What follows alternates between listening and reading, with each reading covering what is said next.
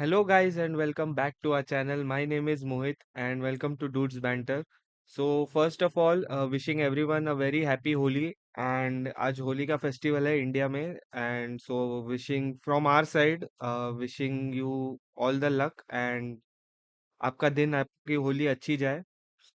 सो ये वीडियो आपको टाइटल देख के पता चल गया होगा कि किस बारे में है. Regarding the last to games जो इंडिया ने खेले थे सुपर एट में, जो मस्ट विन थे इंडिया के लिए. सो आज उसके बारे में बात करेंगे, but before going into the video, मैं कभी बोलता नहीं हूँ, but do watch the video till the end. And अगर आपको वीडियो अच्छा लगे तो do like share and subscribe to our channel, because बहुत हेल्प होगी हमें. Currently we are at 78 subscribers and इस ईयर एंड तक I think we will try to target at least 500 subscribers by the end of the year.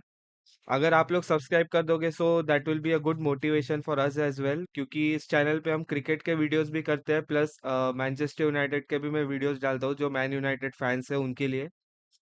So I think I hope कि जो भी देख रहे हैं ये video, you guys will subscribe to our channel. So उसके वजह से बहुत हेल्प होगी हमें in order to grow on YouTube. So और हम हमने हमारे फीलिंग्स एक्सप्रेस करते हैं इस वीडियोस के थ्रू, या जो हमें मैच में जो हमारे ओपिनियंस है, सो वो हम इन वीडियोस में आपके आपके तरफ शेयर करते हैं. और प्लीज आपको भी अगर कुछ होंगे, व्यूज आपके कुछ होंगे, आप मेरे से अग्री करते हो डिसअग्री करते हो, तो आप वो कमेंट्स में कमेंट बॉक्स में कमेंट कर सकते हो. So that would be a great thing for us. So या आई थिंक ये सब अभी साइड में रख के let's get into the video. And जो लास्ट दो मैचेस थे जो इंडिया ने खेले, which was against Zimbabwe and West Indies. तो दो एक्चुअली दोनों मस्ट विन गेम्स थे फॉर इंडिया, बिकॉज जो फर्स्ट गेम था सुपर एट में, सबको पता है कि we lost to South Africa very badly. 76 run से हारे थे, जो मुझे याद भी नहीं करना. एंड उसकी वजह से नेट रन रेट को बहुत ही बड़ा डेंट पड़ गया था at the start of the round itself. -3.8 पे थी India when we lost to South Africa. But अभी जाके we have won two back to back games जो मस्ट विन थे against Zimbabwe and West Indies. So उसके बारे में बात करेंगे आज. सो अगेंस्ट जिम्बाब्वे अगर हम मैच देखें तो वो तो एनीवेज आई थिंक सबने ही प्रेडिक्ट किया था कि इंडिया जीत जीत जाएगा वो match, because first of all Zimbabwe first time I think ये स्टेज में आया है in their T20 world cup history, I guess, if I am not wrong. First time super eight stages में आए हैं वो. एंड प्लस जो last game था उनका, which was against West Indies, the game before India.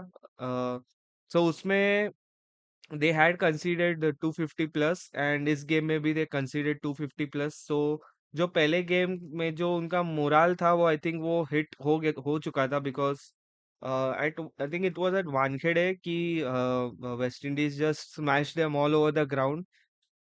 255 का similar similar target दिया था उनको ड्यूरिंग दैट टाइम, एंड वो हारे थे बहुत बड़े मार्जिन से, 100 प्लस रन से हारे थे, जिसकी वजह से उनके भी नेट रन रेट में बहुत डेंट हो चुका था, -5 पे थे वो. But first games aside, India के गेम्स पे फोकस करेंगे. अगेंस्ट जिम्बाब्वे 256 फॉर 4 इंडिया ने स्कोर किया था बैटिंग फर्स्ट. उस गेम की अगर हम बात करें तो अगेन स्टार्ट अच्छा था from India. Sanju Samson and Abhishek Sharma को स्टार्ट ओपनिंग पे भेजा था, एंड ईशान किशन को वन डाउन भेजा था. सो संजू सैमसन को लाया गया था इस गेम में इन place of Rinku Singh. So and अक्षर पटेल को लाया गया था इन place of Washington Sundar in this game.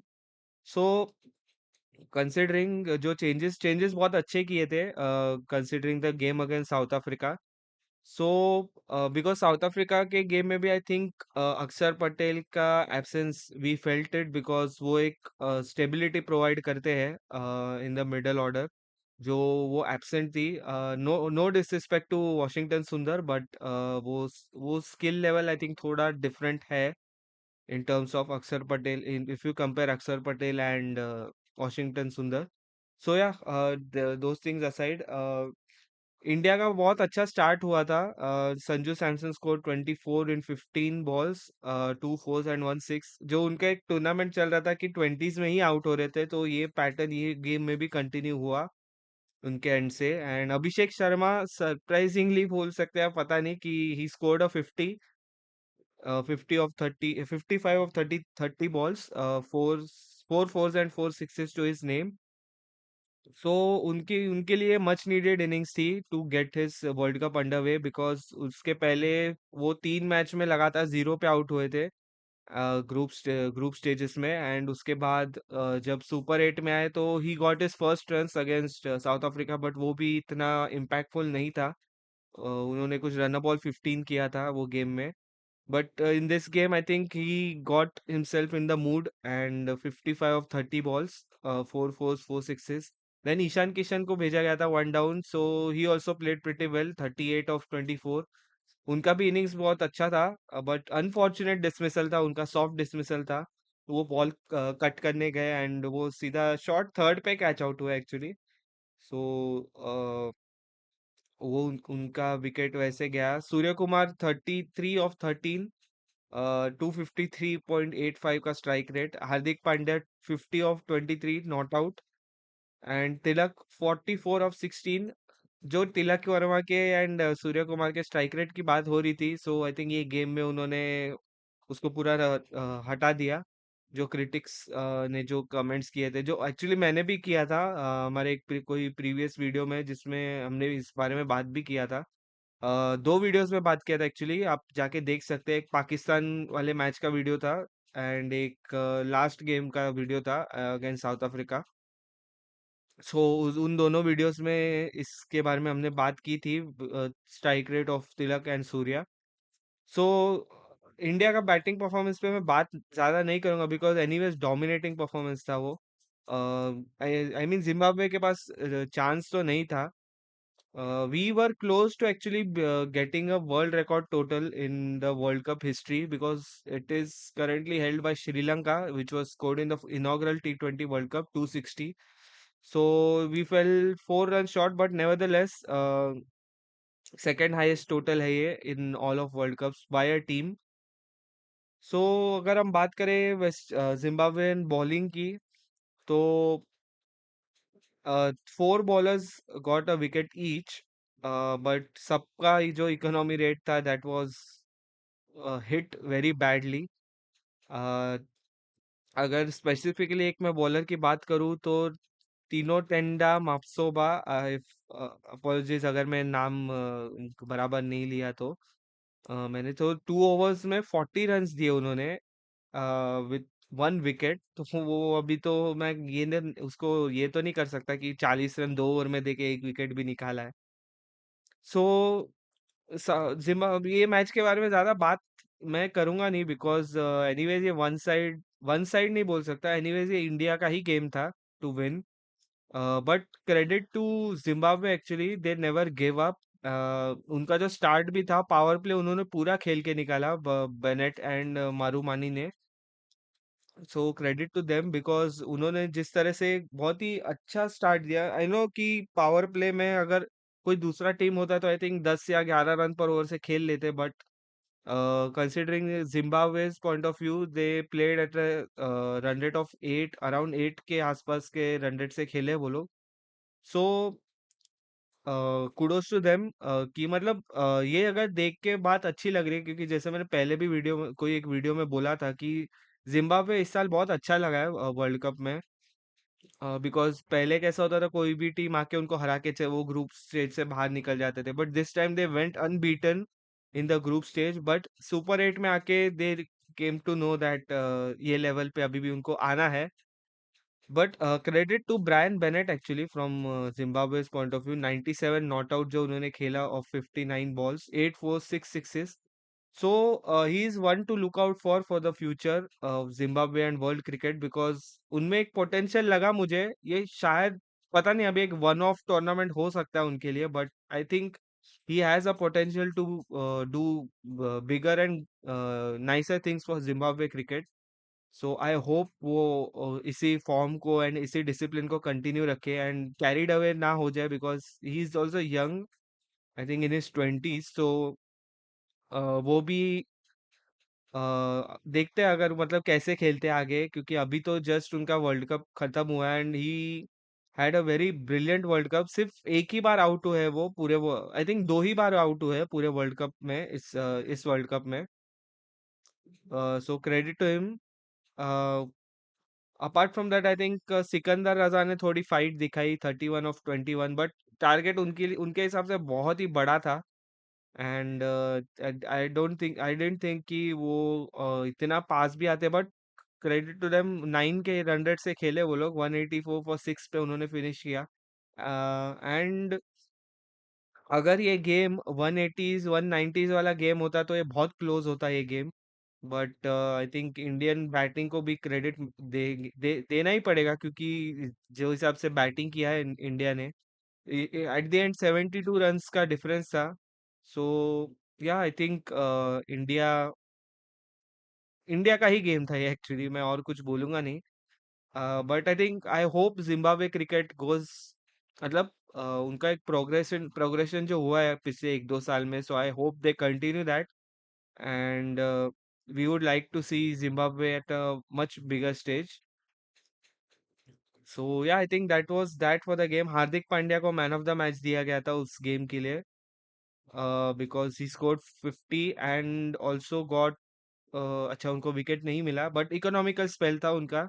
Shivam Dubey at the other hand बहुत ही क्या बोल सकते हैं, बहुत ही अलग बोल सकते हैं, थोड़ा अजीब बॉलिंग परफॉर्मेंस था उनका। 2 overs 1 for 46, दो नो बॉल भी डाले उन्होंने, चार वाइड भी डाले।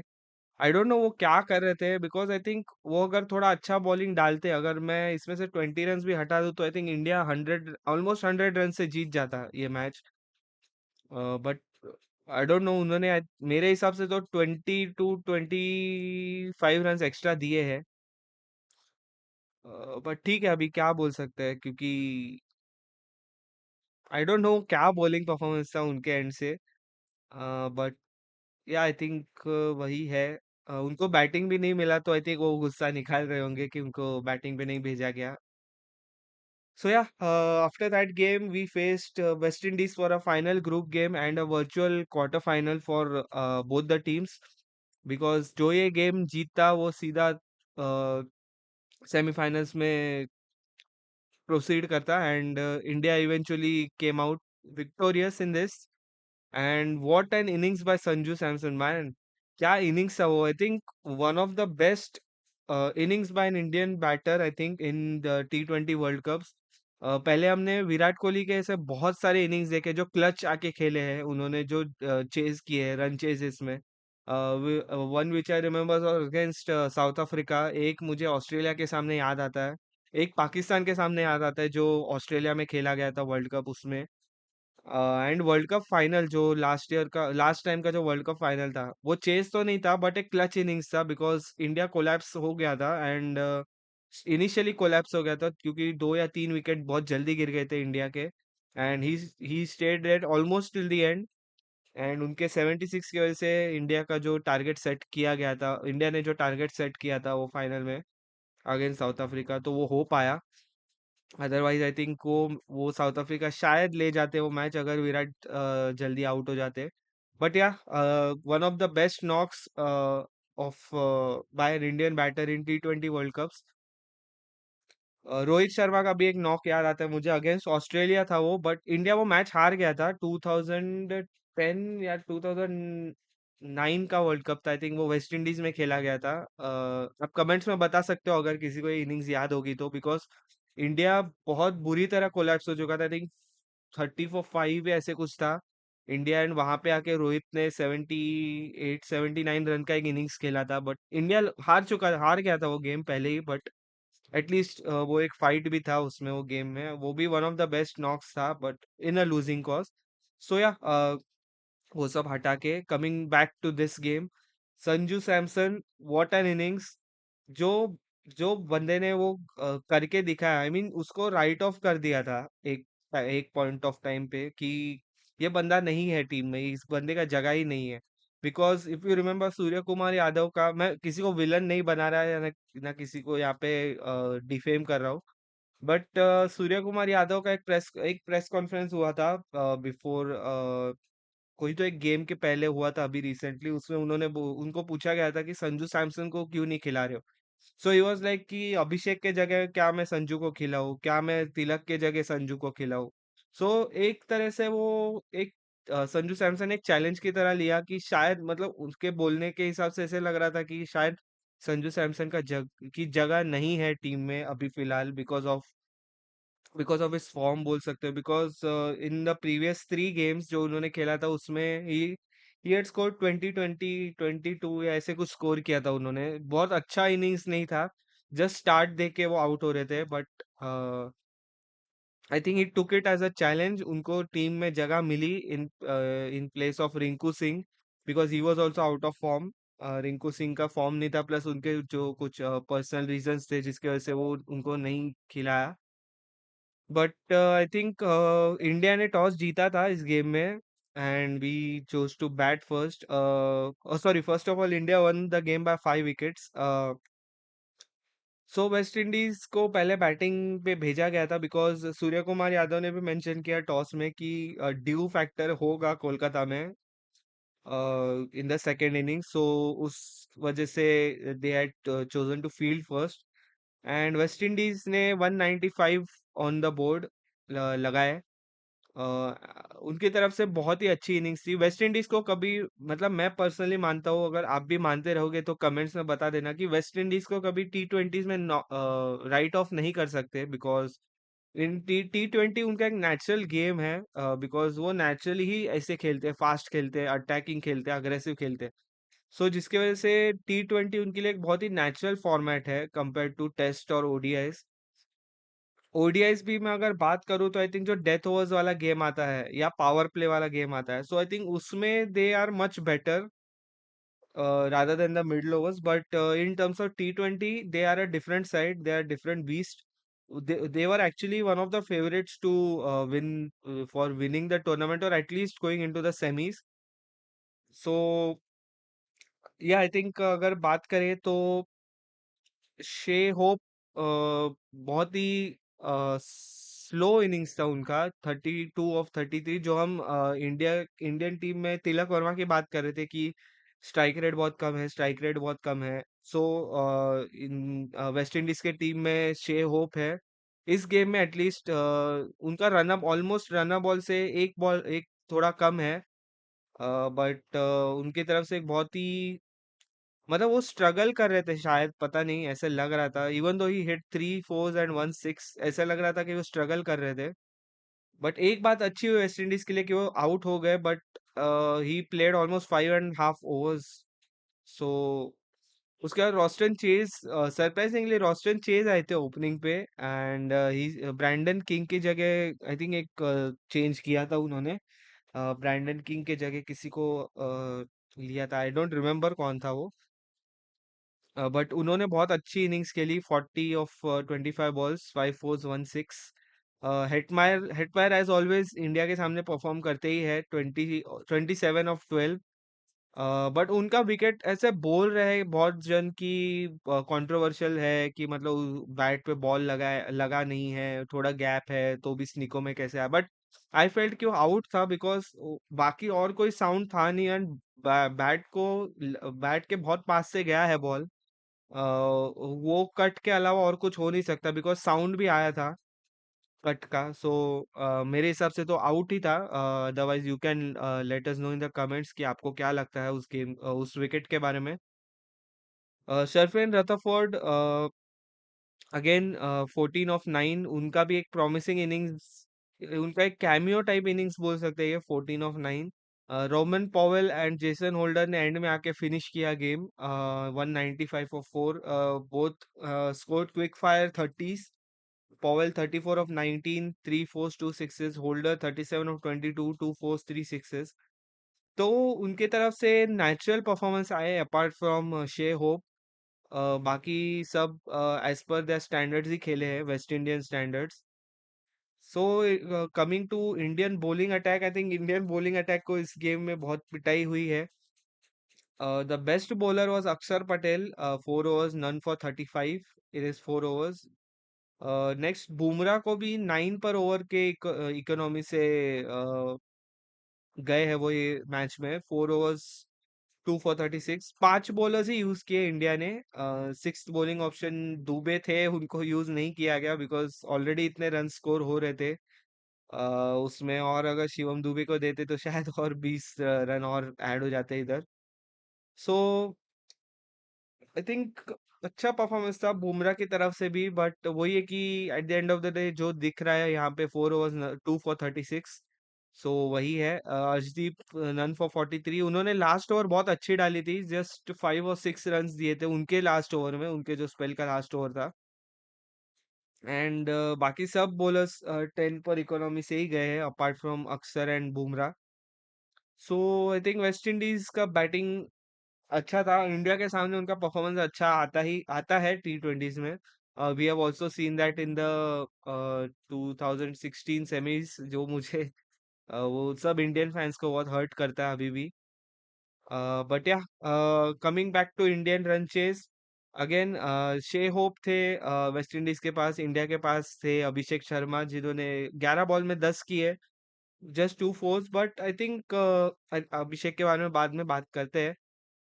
संजू सैमसन, जो इनिंग्स उन्होंने खेला है, जो इनिंग्स खेला है चेन्नई में, दैट वाज क्या क्या बोल सकते हो उस इनिंग्स के बारे में। दैट वाज वेरी स्पेशल जो इनिंग्स उन्होंने खेला है। आई मीन वो वन ऑफ भी हो सकता है innings, but innings of his life खेला उन्होंने। एंड आई थिंक इससे बेटर कोई इनिंग्स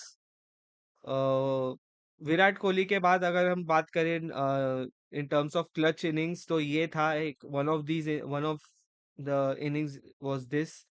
ईशान किशन स्टार्ट मिला था उनको, बट वो भी जल्दी आउट हो गए। फ्लिक मारा उन्होंने सीधा फील्डर के हाथ में लेग साइड बाउंड्री पे।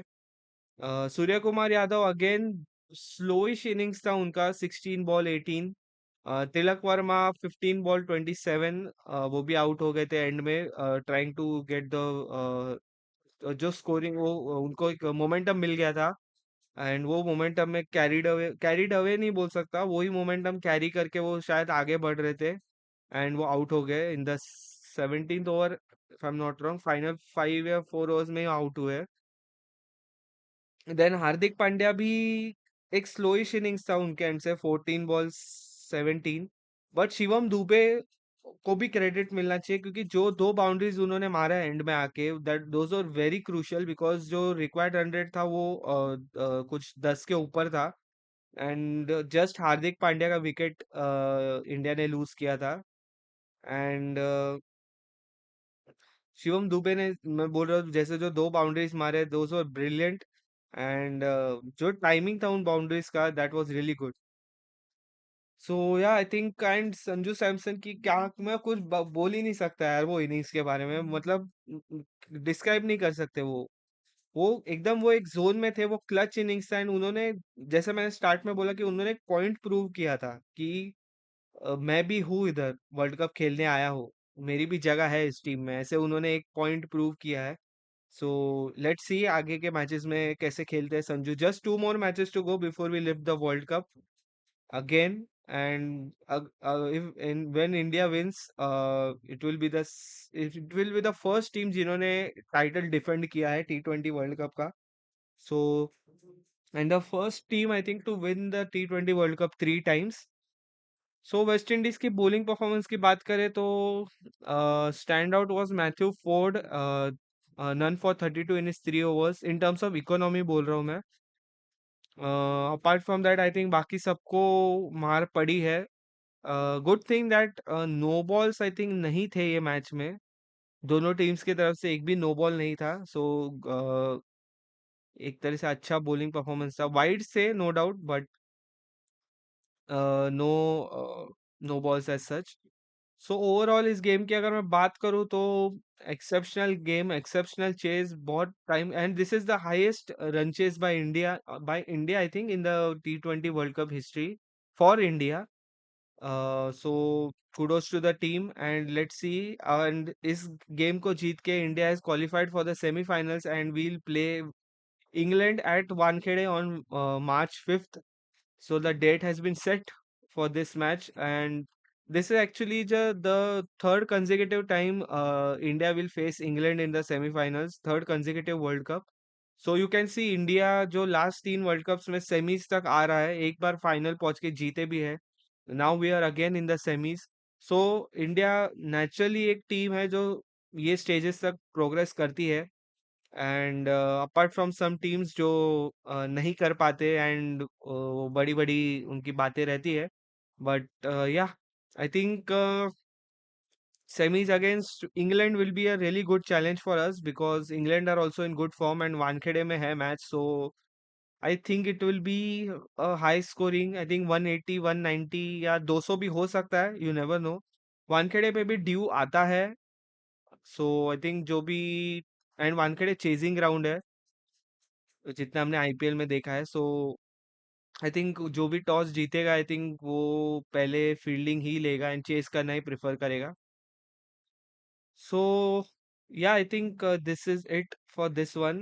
And I think I'll see you guys after the semi-finals on 5th of March. I think 6th या 7th को मैं नेक्स्ट वीडियो अपलोड कर दूंगा अबाउट द सेमीफाइनल. या फिर अगर मैं फ्री होगा रहूंगा, या मतलब अगर मैं घर पे रहूंगा, कोई स्क्रीनिंग स्क्रीनिंग वगैरह पे नहीं रहूंगा मैच के, तो I think I may do a live stream. So just watch out for the notification, and I think I'll see you guys in the next one. So till then, thanks for watching.